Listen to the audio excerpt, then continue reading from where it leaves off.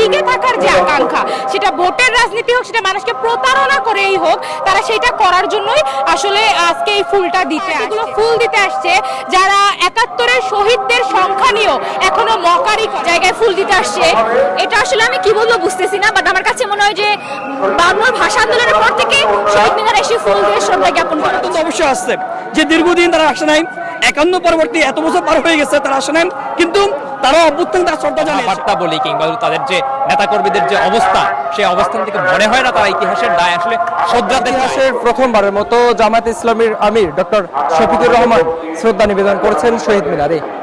বিষয়টিকে কিভাবে দেখছেন সাধারণ মানুষ, চলুন জেনে আসা যাক। ইসলাম ৭১ সালে বা তার পরবর্তী সময়ে কিন্তু আমরা দেখেছি যে গোলাম আজম এই ধরনের বক্তব্য দিয়েছে, ভাষা আন্দোলন করা ভুল হয়েছে বা মুসলমানরা ভুল বুঝে আসলে ভাষা আন্দোলন করেছে, এই ধরনের বক্তব্য তারা দিয়েছে।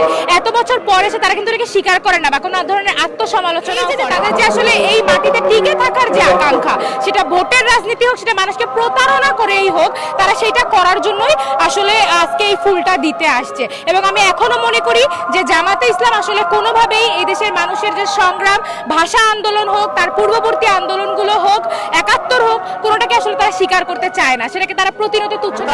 আজকে প্রথম তারা ফুল দিতে এসেছে, তো আজকে পরিবর্তন তো অবশ্যই আসছে যে দীর্ঘদিন তারা আসে নাই, ৫১ পরবর্তী এত বছর পার হয়ে গেছে তারা আসে নাই, কিন্তু তারা অভ্যুত্থান তার শ্রদ্ধা জানিয়েছে।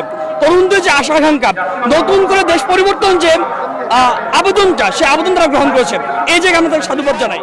আগামীর রাজনীতির জন্য একটা বেটারমেন্ট হবে, কিন্তু তাদের যেই কথাবার্তা বলি কিংবা তাদের যে নেতাকর্মীদের যে অবস্থা, সেই অবস্থান থেকে মনে হয় না তারা ইতিহাসের দায় আসলে শোধরাতে চায়, বরঞ্চ ইতিহাসকে তারা পাল্টাতে চায়।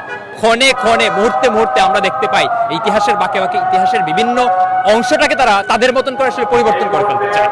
সেই জায়গা থেকেই আমরা বলতে চাই, যেমন ধরেন তারা ইতিহাসকে একটা সময়, ৭১-এর মুক্তিযুদ্ধকে একটা সময় হলো সরাসরি অস্বীকার করত, এরপর কি করলো, মুক্তিযুদ্ধের ছোট ছোট অংশকে তারা বিতর্কিত করার চেষ্টা করে, এরপরে হলো এই বিতর্কিত করার পর একটু বড় ন্যারেটিভ তৈরি করতে চায় যে না, এখানে হচ্ছে ৭১-এ, এখানে হচ্ছে পাকিস্তানিদের পক্ষে, গণহত্যার পক্ষে জামাত ইসলাম কিংবা এই ধরনের দল আসলে কাজই করে। এই জায়গাটা আসলে তারা ফোটায়। এখন স্বাধীনতার এত বছর পরেও যারা এখনকার সময়ে যে এরকম জায়গায় ফুল দিতে আসছে, এটা আসলে আমি কি বলবো বুঝতেছি না, বাট আমার কাছে মনে হয় যে বাংলার ভাষা আন্দোলনের পর থেকে শহীদ মিনারে এসে ফুল দিয়ে শ্রদ্ধা জ্ঞাপন করা হচ্ছে।